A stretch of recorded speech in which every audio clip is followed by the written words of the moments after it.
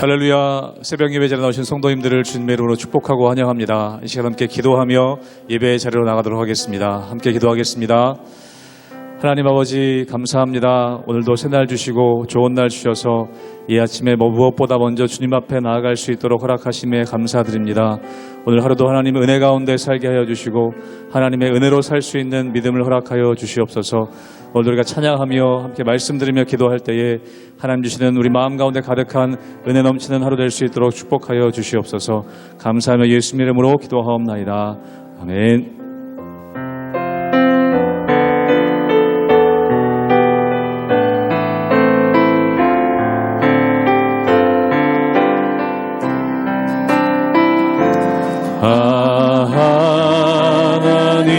하나님의 은혜로 있을 데 없는 자 왜 구속하여 주는지 난 알 수 없도다. 하나님의 은혜로 하나님의 은혜로 있을 데 없는 자 왜 구속하여 주는지 난 알 수 없도다. 내가 믿고 또 의지함은 내 모든 형편 아시는 주님 늘 보호해 주실 것을 나는 확실히 아네. 왜 내게 굳센 믿음과 또 복음 주셔서 내 마음이 항상 편한지 난 알 수 없도다. 내가 믿고 또 의지하는 내 모든 형편 아시는 주님 늘 보호해 주실 것을 나는 확실히 왜 내게 성령 주셔서 왜 내게 성령 주셔서 내 마음 감동해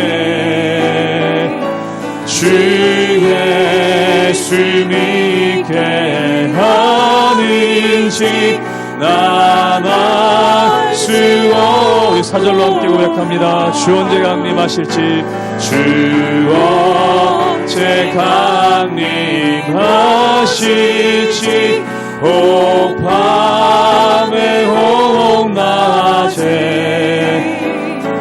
또 주님 만날 그것도 난 알 수 없도. 내가 믿고 의지함은 내가 믿고 또 의지함은 내 모든 형편 아시는 주님 늘 보호해 주실 것을 나는 확실히 내가 믿고 의지함은 내가 믿고 또 의지함은 내 모든 형편 아시는 주님 늘 보호해 주실 것을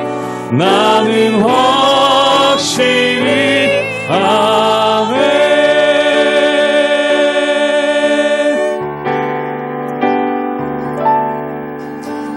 오직 주의 은혜로 지금 여기 서 있네. 한없는 경배, 한없는 찬양, 내 영혼 예배 드리네. 나를 위해 이 땅에, 나를 위해 이 땅에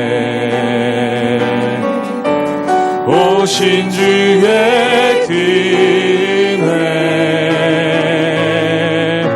십자가 고통 이기신 주님, 그 은혜 어찌 주리. 주내 날 채우시네. 주내 보게 하시네. 살아가는 동안 은혜로만 살리. 십자가의 은혜로. 처음부터 고백하겠습니다. 오직 주의 은혜로, 오직 주의 은혜로 지금 여기 서 있네. 한없는 경배, 한없는 찬양, 내 영혼 예배 드리네. 나를 위해 이 땅에 오신, 나를 위해 이 땅에 오신 주의 은혜, 십자가 고통 이기신 주님, 은혜 어찌 주리. 주의 날 채우시네. 주의 보게 하시네. 살아가는 동안 은혜로만 살리. 십자가의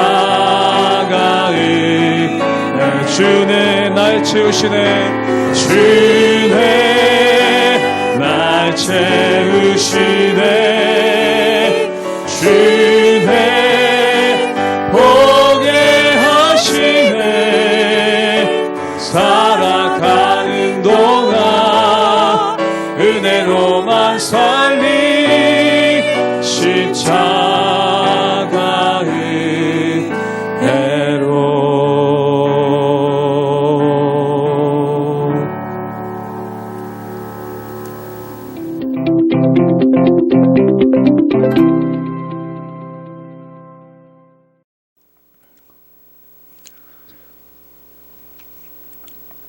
할렐루야. 우리 하나님의 은혜와 평강이 우리 성도님들 삶 가운데 날마다 가득하시기를 주님의 이름으로 축원합니다.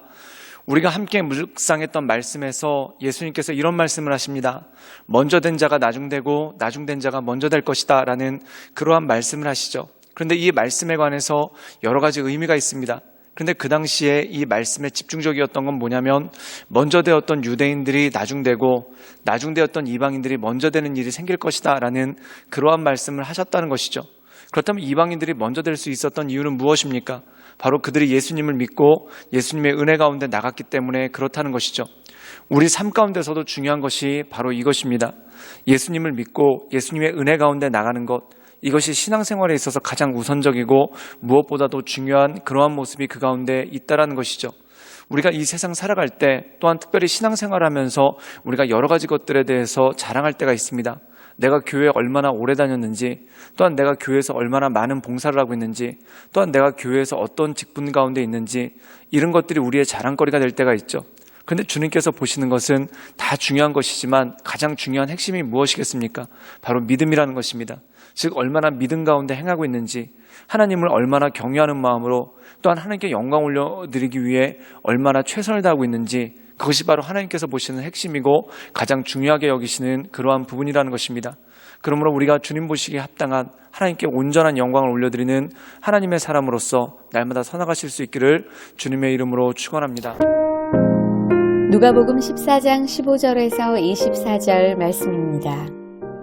함께 먹는 사람 중에 하나가 이 말을 듣고 이르되 무릇 하나님의 나라에서 떡을 먹는 자는 복되도다 하니 이르시되 어떤 사람이 큰 잔치를 베풀고 많은 사람을 청하였더니 잔치할 시각에 그 청하였던 자들에게 종을 보내어 이르되 오소서 모든 것이 준비되었나이다 하매 다 일치하게 사양하여 한 사람은 이르되 나는 밭을 샀음에 아무래도 나가보아야 하겠으니 청컨대 나를 양해하도록 하라 하고 또 한 사람은 이르되 나는 소 5겨리를 샀음에 시험하러 가니 청컨대 나를 양해하도록 하라 하고 또 한 사람은 이르되 나는 장가 들었으니 그러므로 가지 못하겠노라 하는지라. 종이 돌아와 주인에게 그대로 고하니 이에 집주인이 노하여 그 종에게 이르되 빨리 시내의 거리와 골목으로 나가서 가난한 자들과 몸 불편한 자들과 맹인들과 저는 자들을 데려오라 하니라. 종이 이르되 주인이여 명하신 대로 하였으되 아직도 자리가 있나이다. 주인이 종에게 이르되 길과 산울타리가로 나가서 사람을 강권하여 데려다가 내 집을 채우라. 내가 너희에게 말하노니 전에 청하였던 그 사람들은 하나도 내 잔치를 맛보지 못하리라 하였다 하시니라. 오늘 말씀 가운데 보면은 예수님께서 한 가지 비유를 들어서 설명하고 계십니다. 그 비유가 뭐냐면 어떤 사람이 잔치를 베풀고 많은 손님들을 청했다는 것입니다. 그런데 오늘 말씀 가운데 보면은 잔치할 날이 되어서 즉 다시 말해서 잔치가 임박해서 사람들을 기다리는데 그들이 오지 않았다는 것이죠. 그래서 어떻게 했냐면은 하인들을 보내서 그들에게 어서 잔치에 와서 같이 잔치를 즐기라. 또한 어서 잔치에 와서 이 주인의 잔치에 참여하라라는 그러한 메시지를 보냈다는 것입니다. 그런데 그들이 어떻게 했냐면 오늘 말씀 함께 보시겠습니다. 누가복음 14장 18절의 말씀입니다. 제가 읽겠습니다. 다 일치하게 사양하여 한 사람은 이르되 나는 밭을 샀으니 아무래도 나가보아야겠으니 청컨대 나를 양해하도록 하라 하고 오늘 말씀 가운데 보면은 그 청함을 받은 사람들이 모두 다 그 잔치를 사양했다는 것입니다. 그런데 그 잔치를 사양한 이유가 뭐냐면 자기들 나름대로의 이유가 있었기 때문이죠.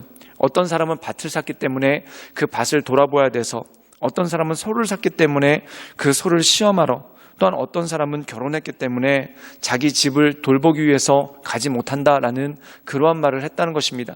그때 이 주인의 반응이 무엇일까요? 우리 함께 누가복음 14장 23절의 말씀을 읽도록 하겠습니다. 제가 읽겠습니다. 주인이 종에게 이르되 길과 산울타리로 가로 나가서 사람을 강권하여 데려다가 내 집을 채우라. 즉 초대받았던 사람들이 오지 않았기 때문에 이 주인이 다른 사람들, 여러 사람들을 불러다가 그 집을 대신 채우는 그런 일이 있었다는 겁니다.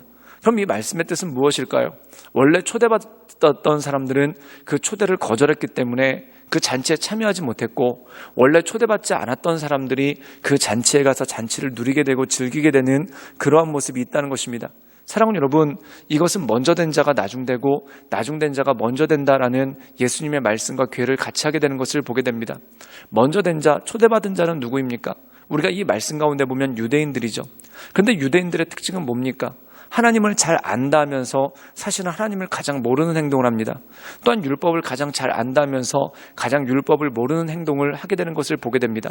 그들이 유대인이라는 아브라함의 후손이라는 그러한 자긍심은 있었지만 예수님을 구주로 영접하지 않는 어리석은 가운데 빠지게 됩니다. 또한 그들이 율법을 잘 알고 있었다라는 그들 나름대로의 자긍심은 있었지만 하나님의 마음이 무엇인지 알지 못하는 그런 어리석은 가운데 빠지고 마는 것을 보게 되죠. 그렇기 때문에 그들이 아브라함의 후손이라는 것, 또한 율법을 잘 알고 있고 율법을 맡은 백성이라는 것, 이 모든 것들이 아무 소용이 없어졌다는 것입니다. 즉 다시 말해서 잔치에 초대는 받았지만 잔치에 가지 않는 어리석음과 똑같았다는 것이죠.